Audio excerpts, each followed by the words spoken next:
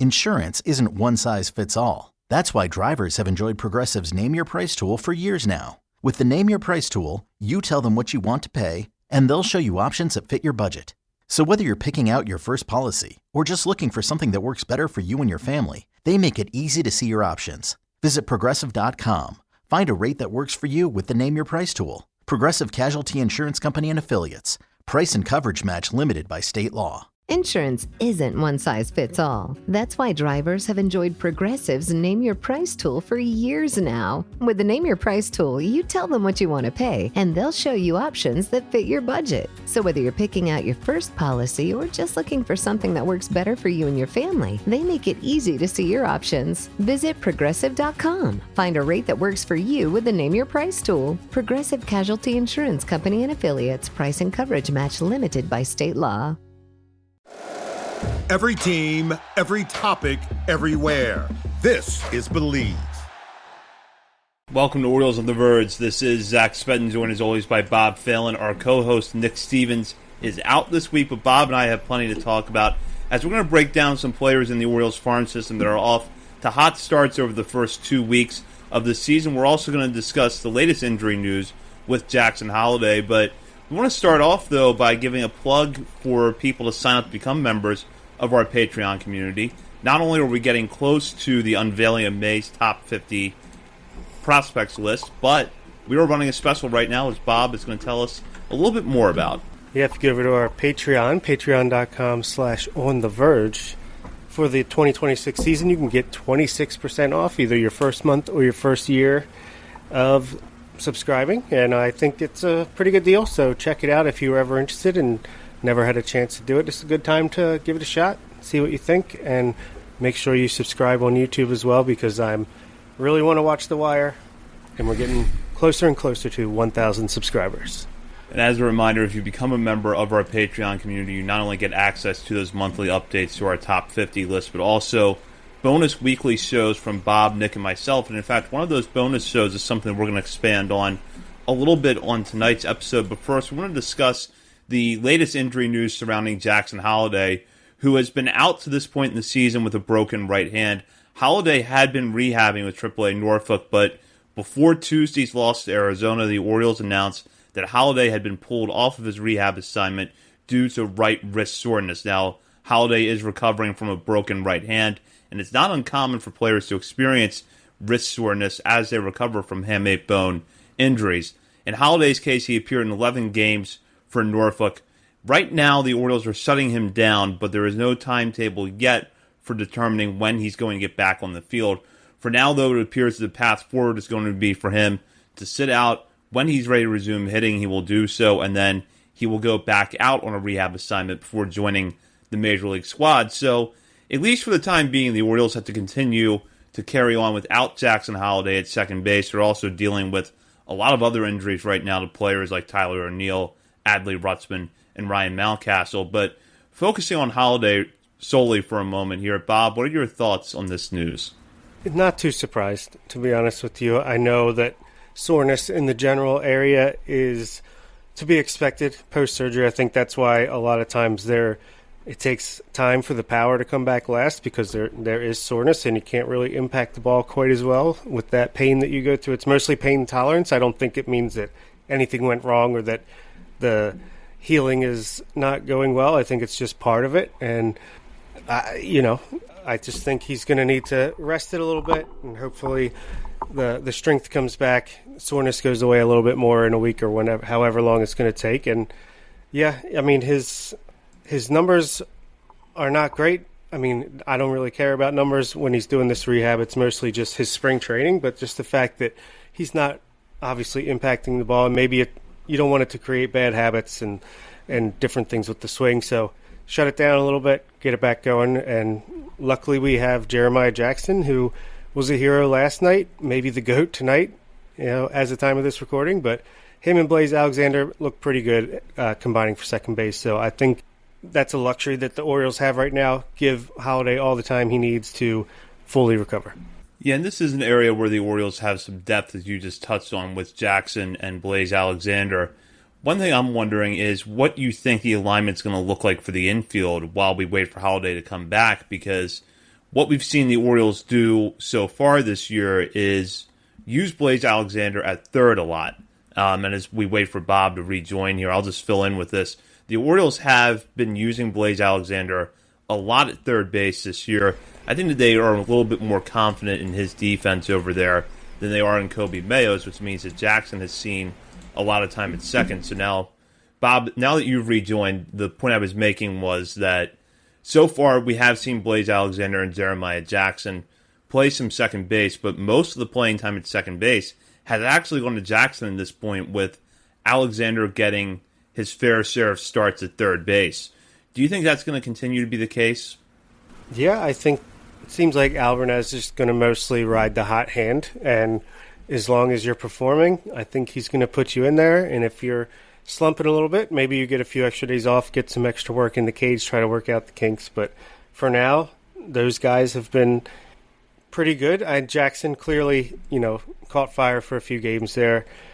Blaze Alexander, I think his underlying metrics look a lot better than his actual stat line. His defense is really good, though, so I'm actually surprised that Jeremiah Jackson's getting a lot of playing time, or as much as he has, even with Holiday being out. I think he has the fourth most games played on the team. It's a little surprising to me because I think if everyone was healthy and Holiday was coming back, I think he'd be the guy that was getting an option to AAA just because he has an option, and it would maybe make the most sense from that standpoint of not losing anybody or having to DFA anybody. But while he's hitting, I think he will play. Hopefully he can keep it up.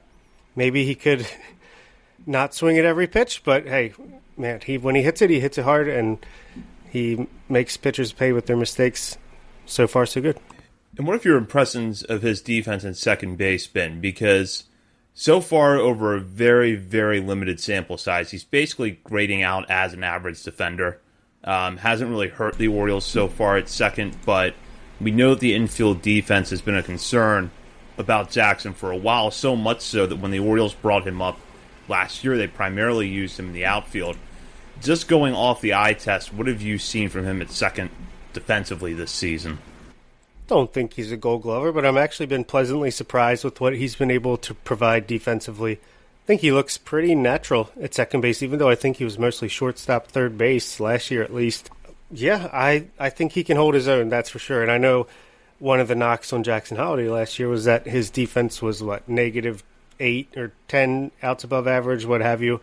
I think Jeremiah Jackson's definitely doing better than Jackson Holiday did last year defensively at second base, so that is a plus. Yeah, I think he can certainly hold his own there.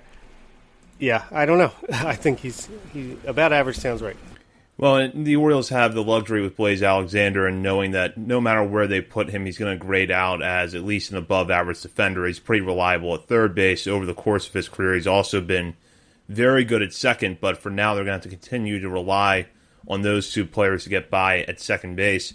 And we'll transition now to our main topic for the show, which is taking a look at some prospects that are off to strong starts in the minor leagues. Now, for most of the Orioles' full season levels, we're only about 10 or 11 games in, so keep in mind that as we talk about these players tonight, we're looking at very small sample sizes, but still, there's some guys that we expected to get off to good starts that have, and then some other ones that we're going to touch on later on in our last call segment that maybe are flying a little bit under the radar for right now, but their performances of late have kind of caught our attention. And Bob, you broke this down in the Patreon episode, which was also released out on our main podcast feed on Monday as a preview for people that may want to consider subscribing to Patreon.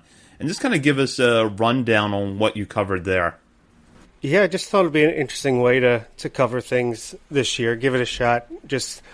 I think I had named 15 players, the 15 hottest players on the hot list. I know it's like I've seen it done maybe fantasy baseball-wise, something like that, but I thought it just made sense to highlight guys that deserve to be shouted out, from top 10 prospects, prospect stars, and all the way down to just low-A relievers. Who's standing out, who's doing things that caught my attention. And, went through 15 names. Should I list them all? I got them right here if I want to do that. Go ahead and list them off, and then we'll highlight the four guys that we chose. I had Creed Willems, Ethan Anderson, Thomas Sosa, Anderson De Los Santos, Ike Irish, Victor Figueroa, Cobb Hightower, DJ Layton, Levi Wells, Sebastian Gongora, Micah Ashman, Joseph Jirwa, JT Quinn, Braden Sloan, and Kiefer Lord. It's a good group. There are some interesting arms, including out in the bullpen, and then some good position players. And you got a pair of catchers there in Willems and Anderson. And we're going to dig a little bit deeper into at least a few of these players now by profiling one hitter and one pitcher out of that group that has stood out to us so far. And I'll go ahead and I'll get started with Ethan Anderson. Anderson, if you go back over his 2025 season, his production at Aberdeen went through some peaks and valleys at the plate. He got off to a strong start, but then cooled off for a little bit. I think he even missed some times an injury, but then managed to pick up the pace a little bit towards the end of the year, got 20 games at Chesapeake to wrap up the 2025 season, then played very well in the Arizona Fall League. So we had some hopes coming into this season that Anderson was going to be picking up production at the plate, and so far over a very small sample size at Chesapeake, he has done just that. With 30 plate appearances entering Tuesday night's game, Anderson was hitting .429s at .216 WRC+, and most impressively was walking more than he struck out, with a 26.7% walk rate and a 16.7% strikeout rate. Now, one that we have seen with Anderson, and we have data behind this from his time in the Arizona Fall League, is that he does hit the ball pretty hard. So far, though, that has not translated into a lot of extra base hits. In fact, just one of his 9 hits this season had been for extra bases, and it was a home run. But you look at the numbers that Anderson is putting up and the fact that he continues to get reps behind the plate and seems to be improving behind the plate defensively, and this is a very encouraging start to the season for him. Oh, yeah. And I noted in that podcast that it's easy to forget he got off to a really good start last year, too, before I think he suffered that minor injury, tried to play through it, or did play through it, and his numbers came down until he finally went on the IL, came back and finished strong. But it's a little bit different because it's mostly just the batting eye and the swing and miss not being quite there. He's doing well in that department. Just seems more confident, like he's got a plan and he's following through with it. So nice to see him come back from that successful AFL campaign and carry that into this season at the AA level. Yeah, I think it's a shame that he's a year behind. Like I was saying on the show, he's in AA now, but if it was this time next year and Adley went down with a minor ankle injury for 10, hopefully just the minimum 10 days, and you had a guy like Ethan Anderson sitting there at AAA instead of a Creed Willems type, that would be pretty valuable to replace Adley's offensive production. And for a short time, I think you could deal with him being the backup catcher defensively. And then I was saying if he's comes up and hits really well, then maybe he's a guy that can play corner outfield, first base, and catcher. So you could keep him as that emergency third catcher, even if, let's just say, Ryan Mountcastle got hurt and you needed another guy to step up. But unfortunately, that's not the case. But it is still good to see him get off to that start. And then I think this time next year, he could be in a situation like that. Yeah, and I think the important thing to remember is, he's now got a full year of pro ball under his belt as a catcher, but you just point out his defensive versatility. A lot of that is the fact that when he was at Virginia, he was behind Kyle Teal as a catcher, so they had to move him around a little bit to get that bat in the lineup, really up until Anderson's final season in college. So the first year plus, I have to think, has been a big learning curve for him defensively, having to now have the expectations, not just of catching in pro ball, but catching every day, and he's handled that very well. Absolutely. Let's go over now to your hitter, because this is a guy that we've been talking about a lot over the last few months, really since the end of last season, and there's some encouraging things going on here in the early outset of the season.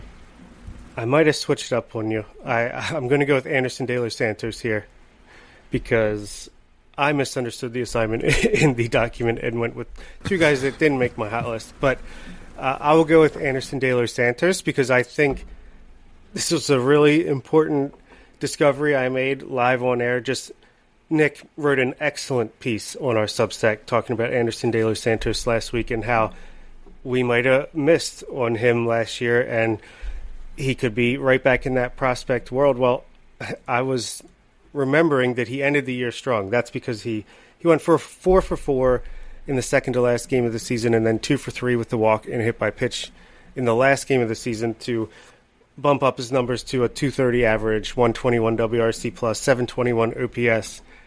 But as I was diving deeper into the game logs, it was actually just his second half was outstanding, and we completely whiffed on that. We missed it. It might be the first time I can remember that we've missed something like this. I think mostly because of the prospect fatigue. We were high on him for a while. He came up, he struggled and again. Like, it's just one of those things where you forget to check in and look at the trends after enough struggles. And yeah, if you look in the first half, because he spent all year at high A Aberdeen. In the first half, I mean, this is almost split directly. From the beginning of the season to June 12th, 51 games, 179 plate appearances instead of go with the at-bats. He had 5 doubles, a triple, 3 home runs, batted .201 with the 636 OPS, which is actually a 98 WRC plus, so 636 OPS, almost about league average with the bat. 24.6% strikeout rate, 13.4% walk rate, 107 ISO. But from June 13th on June 13th he went, I gotta switch tabs. He went 3 for 5 with a double and a triple, 3 RBIs, and that seemed to jumpstart something, because from that day on he batted .256 with a 797 OPS, a 140 WRC plus, over 202 plate appearances, 52 games played. Strikeout rate dropped all the way down to 19.3%, walk rate up to 15.3%, ISO up to 152. So, I mean, that's a pretty decent amount of time to have that level of sustained success.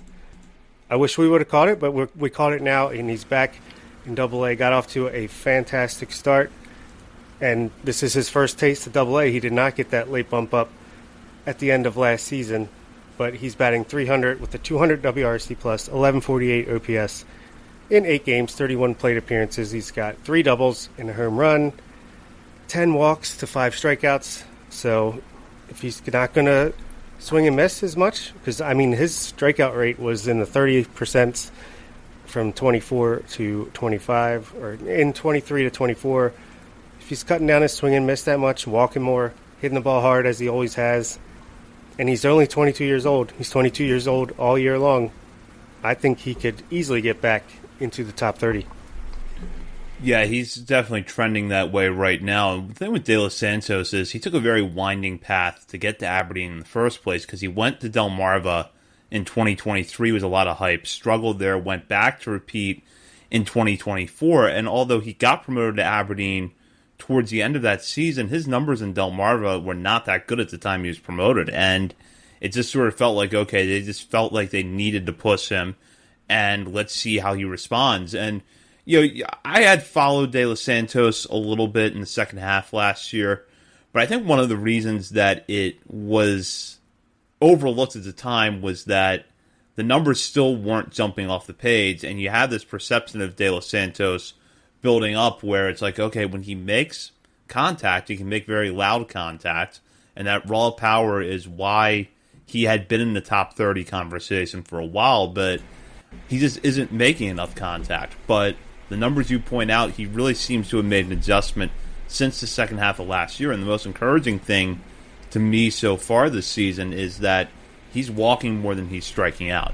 That's not going to last all year, but to be 10 games in with that number, given his struggles with strikeouts in the past, that's encouraging to me. Oh, yeah, absolutely. That's the one sign that really clicked for me when I was looking at these numbers. Like, it's just such a drastic difference. Like, just 2023, all year in A-ball, 419 plate appearances, walked 7.4%, struck out about 25%, 82 WRC plus. Repeats it, like you said, gets 339 more plate appearances in low A.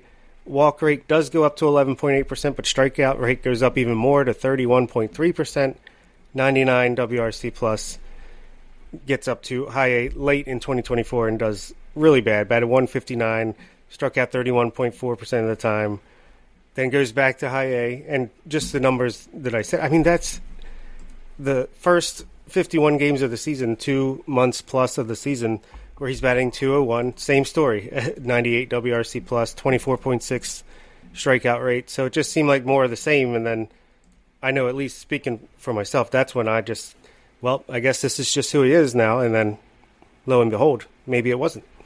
Yeah, certainly hoping he continues this hot start to the season. Insurance isn't one size fits all. That's why drivers have enjoyed Progressive's Name Your Price tool for years now. With the Name Your Price tool, you tell them what you want to pay, and they'll show you options that fit your budget. So whether you're picking out your first policy or just looking for something that works better for you and your family, they make it easy to see your options. Visit Progressive.com. Find a rate that works for you with the Name Your Price tool. Progressive Casualty Insurance Company and Affiliates. Price and coverage match limited by state law.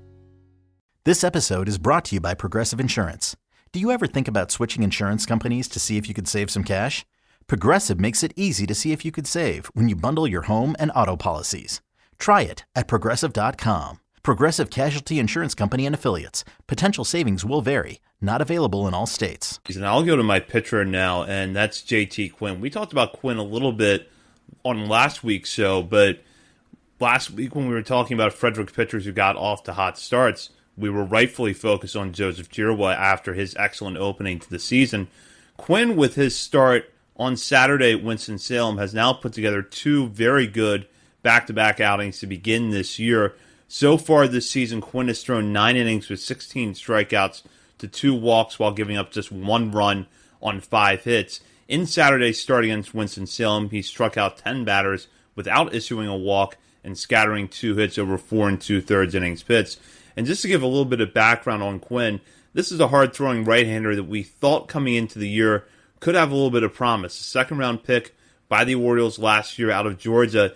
Quinn seemed to break through when in the Bulldogs rotation last year after pitching as a reliever earlier in his college career at Mississippi. But it was a question of whether or not those results were going to carry over to pro ball. One thing we've seen from him to this point, pretty good velocity on the fastball. It looks like his secondaries are coming along too, so good start to this season for JT Quinn. Incredible start. Oh, lost Zach for some reason, but incredible start for JT Quinn. I think Joseph Giroux rightfully got a ton of the attention for his first 2 professional starts, but JT Quinn right behind him. Really, really nasty stuff. I think he might have the second best pure stuff in the system at this point behind Esteban Mejia, unless I'm forgetting somebody, but he is right up there, consistently hitting 98, 99 miles per hour with the fastball, swing and miss stuff with his off-speed pitches. I mean, right now he's got a 48.5% strikeout percentage in 9 innings, a 1 ERA, and the 1 ERA is not fake. It's a 0.71 FIP, 1.12 xFIP. Yeah, 53% ground ball rate, it's just heavy stuff. Only 6.1% walk rate. He did not walk any batters in his second start and struck out 10.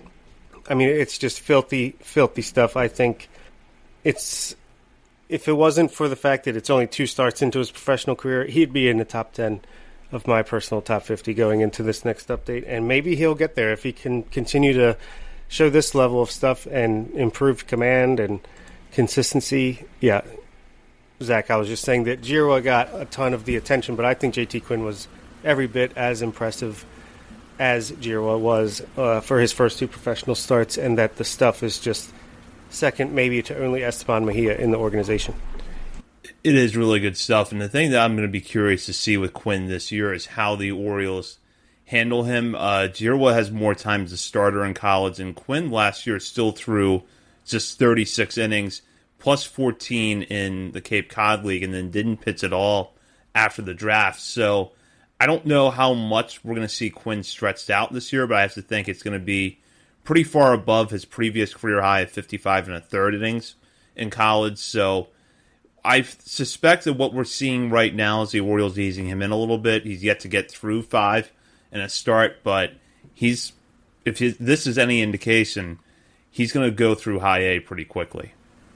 Yeah, both these guys, I think, are a month at the most away. Again, as long as there's no big backslide in the next few weeks. I think these guys, and to be honest, Double A's rotation has some open spots because they have a ton of injuries. I think most of the pitching injuries are those guys that were scheduled to start the year at Double-A. I don't know about you, but my top 50 list, I'm basically just tearing the one preseason up into a million pieces, throwing it in the air and starting from scratch because I really don't even know what I'm going to do. This is such a deep farm system without that obvious number one guy. It's like I could see it breaking any which way.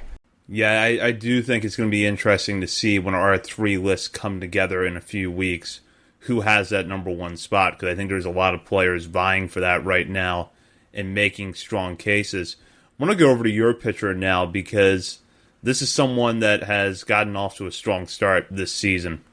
Yeah, like I said, we've talked about some of the flashier guys on our list. Well, at least with JT Quinn, Ethan Anderson a little bit high up there, and some of the low-A relievers like Braden Sloan, left-handed pitcher who, ho-hum, all he did was pitch 3 games, 4 innings, 10 strikeouts to 1 walk, a decent 77% strikeout percentage to a 7.7% walk percentage, K-walk rate 69.2%, just insane. His changeup is too good for low-A. I think, honestly, he should probably already be promoted to high-A Frederick because these hitters just do not stand a chance with him, and I'd like to see if it's just this level he's way too good for, or is his changeup just that good that he might be a guy that could sprint up the system as a pure reliever. And just to spin it out, I love the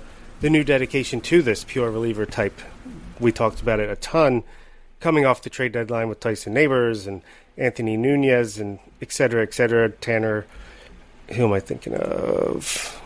Tanner Smith, yes, and Cameron Foster. I wanted to say Tanner Foster.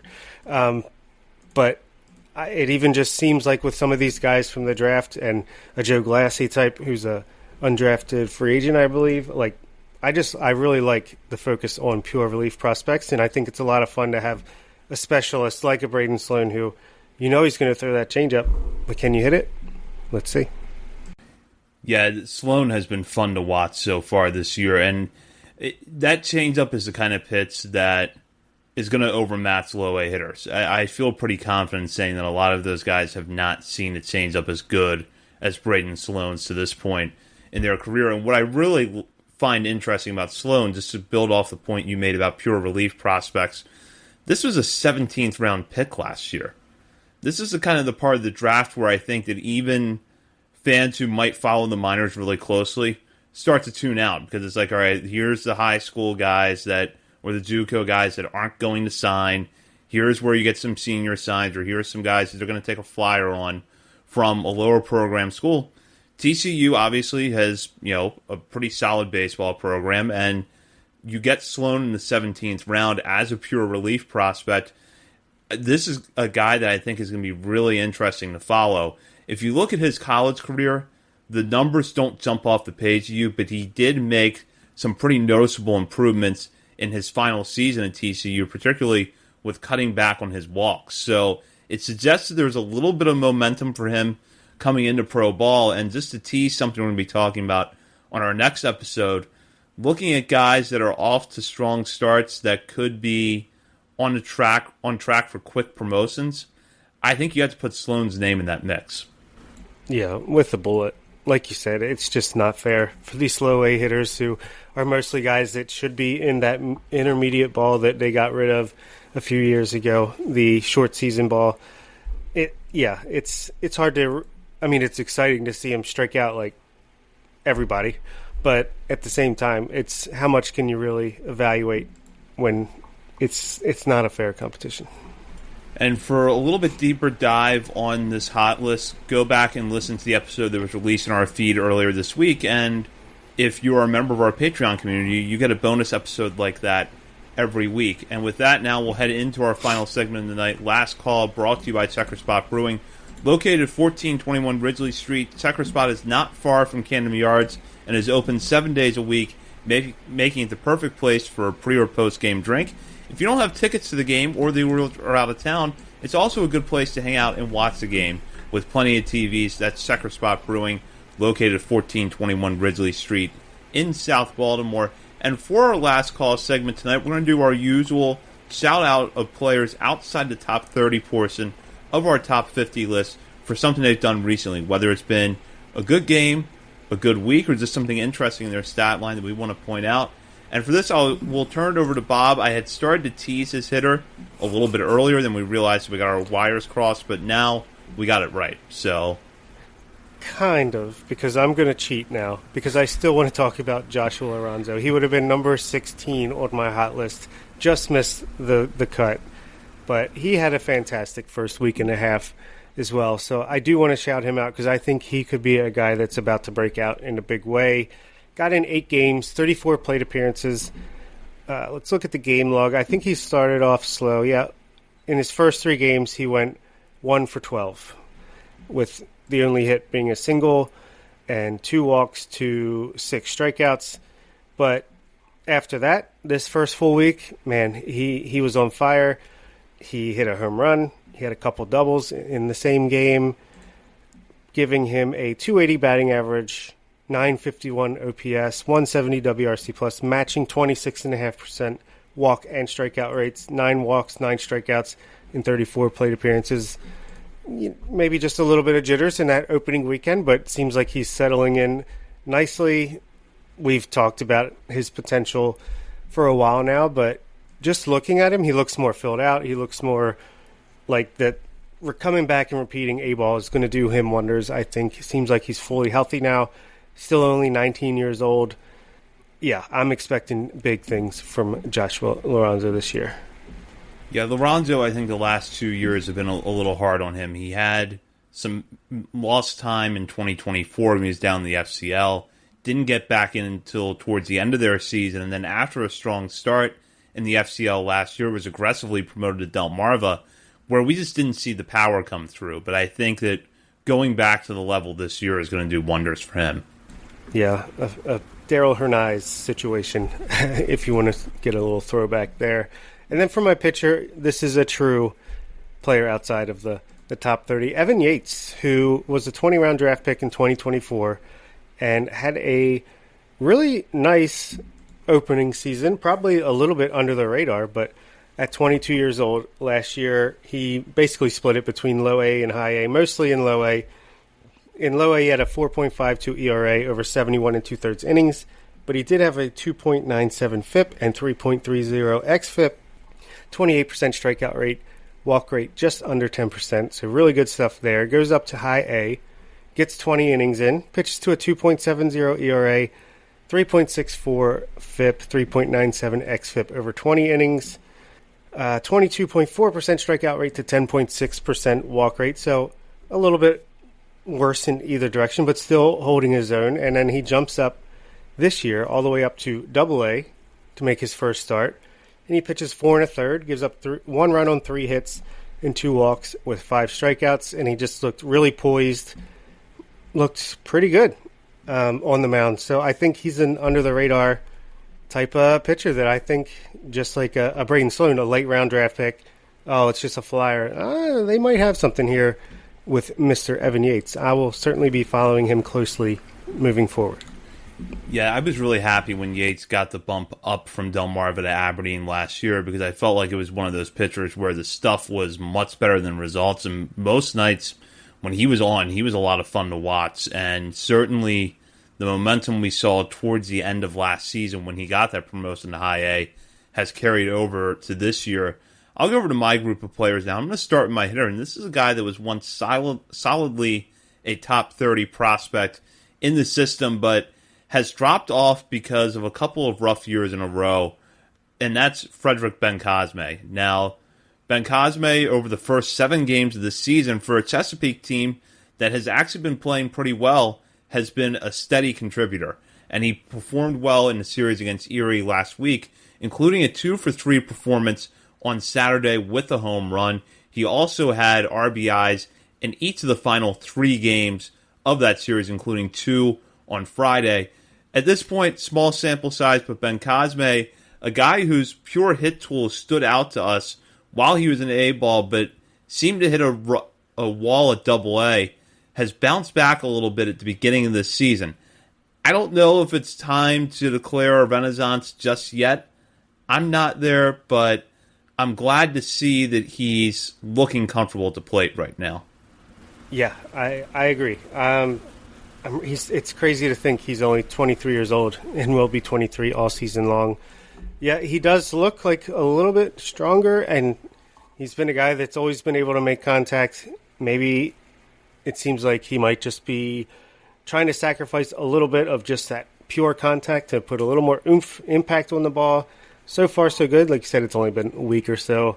But, hey, I mean, feel good for him to at least get off to a good start, and maybe he can get the ball rolling downhill.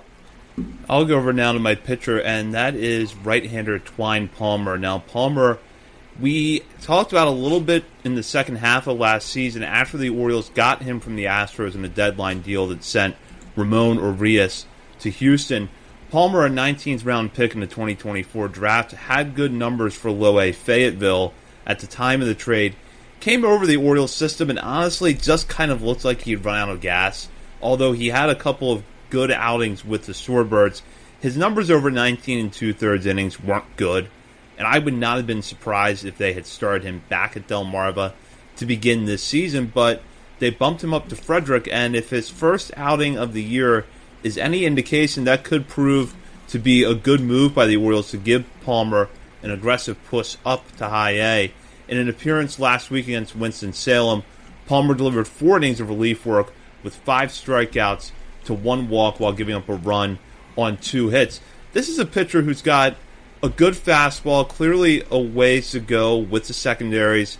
The command was an issue for him at times last year, especially after the trade, but for someone who is 21, won't turn 22 until the tail end of this season, to be at high A is a pretty good sign. If he's able to put up good numbers there in any role, whether he eventually moves back into the rotation or pitches in a relief role for most of this year, that's going to do wonders for his prospect stock, especially because I think at the time of the trade last year, we maybe considered him a fringe top 50 guy, and there's certain top 50 traits in there. If you can put it together, he could be a really interesting name to follow this year. I agree. I do think there's something there. I watched his first appearance. We won't talk about what he's done tonight before the rain stopped, put a halt to things in his first 2 innings. It wasn't that bad. But, yeah, he's a young kid. There's something to build off of, and I do like the aggressive push to get him up to A-plus Frederick, because it's like we've talked about a bunch. If they believe in a guy and they want to see how they handle adversity, that's one way to do it. I do think he's got the good traits that could absolutely see him in a top 50 at some point this season. But he's on the young side. He's only 21, right? So there's plenty of room to grow. There's no rush. Just like I saw a few people with Boston Bateman's last appearance for Frederick, where he got blown up a little bit. It's like, these guys are really young. They're big kids. There's a lot of mechanics and delivery stuff. You got time. There's no rush. Just because we've had a lot of success with early hits on these guys in the past, doesn't always go like that. Look at Ryan Long and numerous others. But, yeah, I do like Twine Palmer. He's definitely got potential. And with that does it for this show. We will be back later on this week to take questions from our listeners as part of our April mailbag. In the meantime, you can check out our many social media channels, including Facebook, Instagram, Threads, X, TikTok, YouTube, Twitch, and Blue Sky. We're also over at Substack, OriolesOnTheVerge.substack.com. And while you're browsing around the internet, be sure to head over to Patreon.com and sign up to become a member today at the $3, $5, or $10 levels.